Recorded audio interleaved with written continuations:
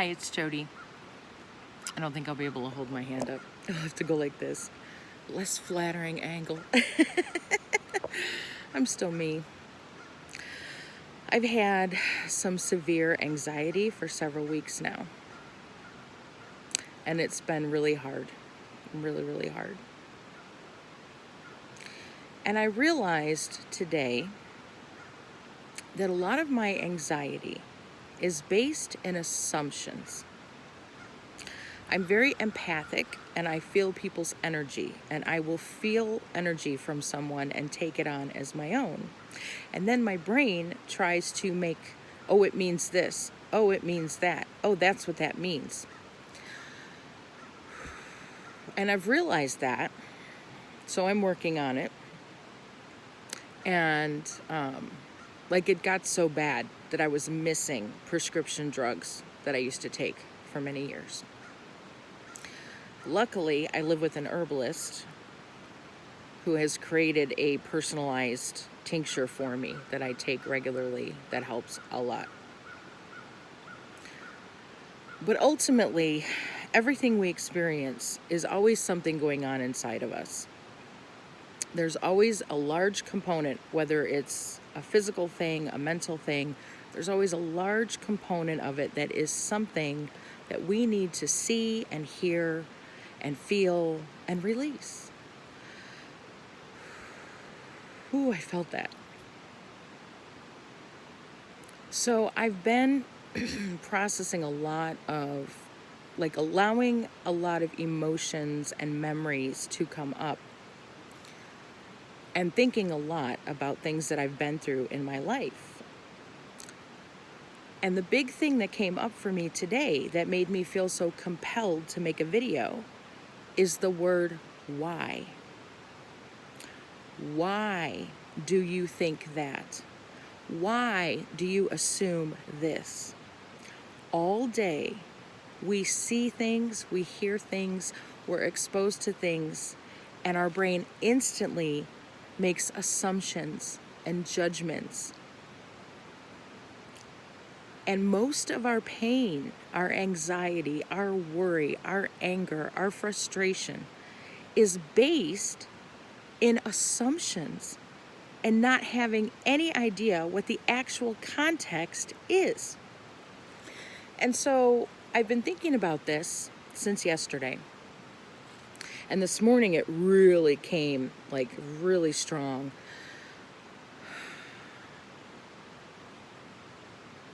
And then when I was taking a shower, I always get big insights in the shower. I don't know why, but something about the water. I get a lot of clarity in water. I had this whole running blog post to write about why, and about how when I used to be a leader at Walt Disney World, one thing that we did all the time, we always asked why. They trained me to ask why. I would be an overnight duty manager at a hotel, multiple hotels overnight for years and years, running around, answering calls, anything anyone needed a manager for. I was the one overnight, and I would go, right? And so I would handle everything from little things to big things. It was front desk, it was food and beverage, it was custodial, it was every department, housekeeping. I'd have to work with engineering. Every department all night long I had to work with. And so frequently in the morning, a manager would come in the morning from one of those departments that I had to answer a call in, and they would reach out to me and say, can you explain why you handled this way? And when I just got a big shift. When I first started working there, I felt like, oh my God, they're questioning what I did. I did it wrong. Oh my God, oh my God, oh my God, I have to answer this. I remember one or two times when I was new as a leader, I would get a higher up reach out to me in the morning. And I was like, it felt like being called to the principal's office and you were like, I'm in trouble. But what I learned over my time there was you were never in trouble. You were never in trouble. They just wanted to know why. Because, as I learned through the years, they wanted to know your thought process. They wanted to know what was actually happening in the context of the situation because they weren't there.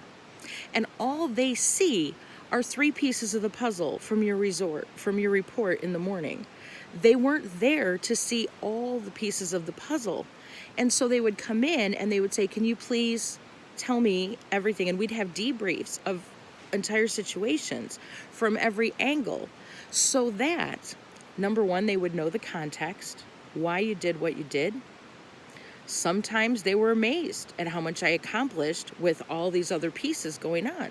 Sometimes they said, hey, you know what? Did you know you could have done this? Did you know that you could have done that? Most of the time, the options they presented, I was unaware of. I didn't even know I had the authority. I could have done that, and it would have been way simpler, and it would have just handled everything.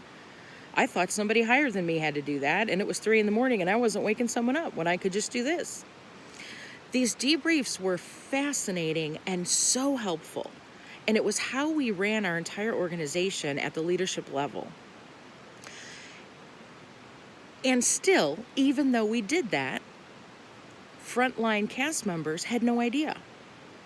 Frontline cast members every day would come in and go, my manager told me this, no. But I would know, well, the reason they told you that is this. And so a lot of my time on my shift was spent talking to cast members and telling them the why behind all the policies that we asked them to follow through on every day. And it was something that was very appreciated. And I realized over my time there that most people, if they know the why, they're like, oh, that makes so much sense. Why didn't they just tell us that? Right? And so now here I am all these years later thinking about this in my life in the context of the life I live today. And I'm thinking about how everyone I know, including myself, totally including myself, hence the anxiety, we make judgments and assumptions and we never ask why. We never go back to someone and say, hey, I noticed you did this. Can you tell me why you did that? Because my brain's coming up with all different answers and I don't know if any of them are right. And I just want to know where you're coming from when you say that or when you do that. Or I'd really like to know, why do you do this way every day? I know someone who works at a job and they were new and they were told, this is, what I want and this is what you should do. And they took it as black and white. This is what I was told. This is what I will do. And they did just that for months.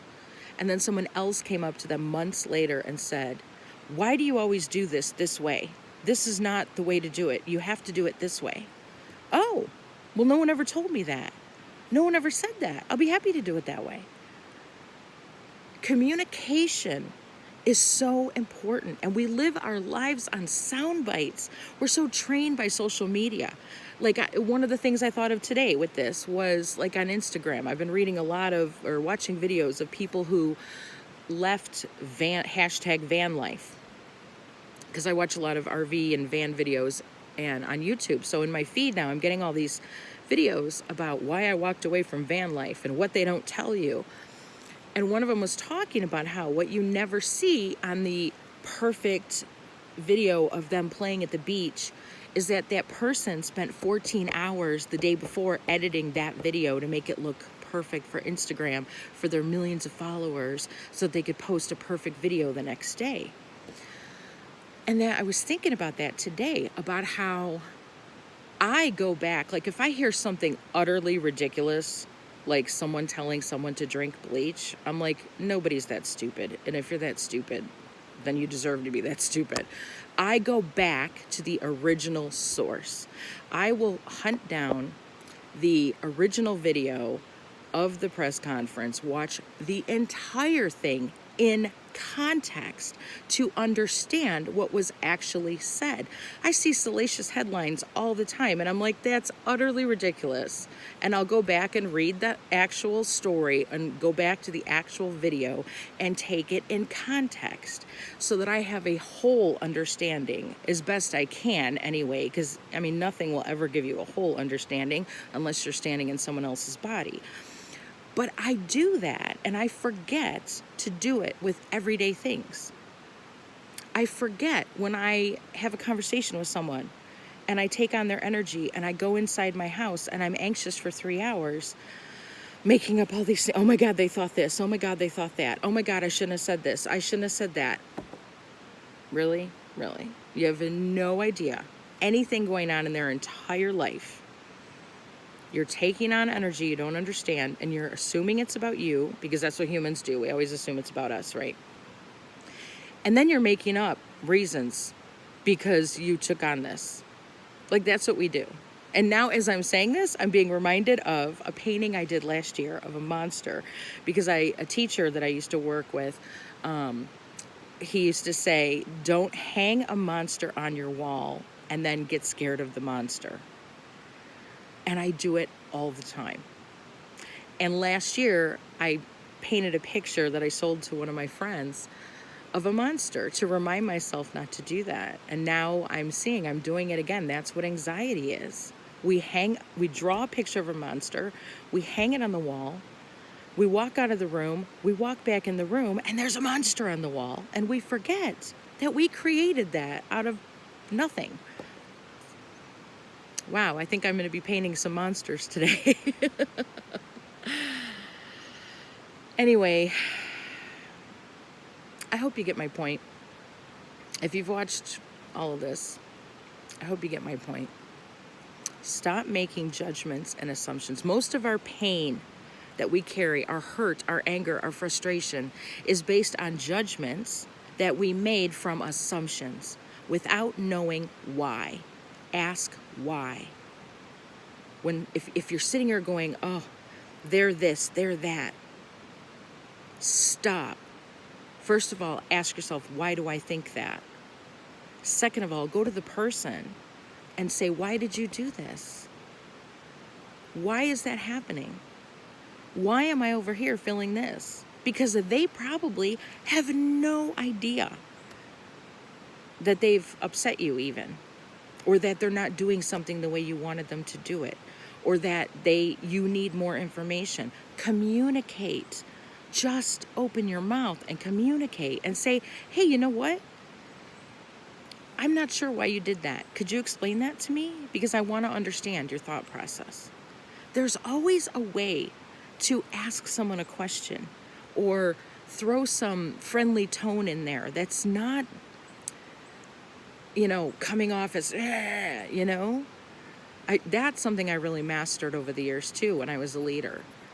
I would just walk up to someone and say, hey, can we have a chat? And real friendly, and I saw that you did that, and I think it's really great that you did that. Can you explain to me how we got to that point? Because I wasn't here for the beginning. Like, that's not threatening. Food for thought. Oh, and I will add one last caveat, or whatever, I don't know if that's the right word. If you have assumptions and judgments about me or my life, I am so open to you asking me, hey, why did this happen? Or why did you do that? Or why did you say that, but then you said this in the next video? I love someone bothering to understand me. Most people love that opportunity to feel heard and feel seen. All right, that's what I got today.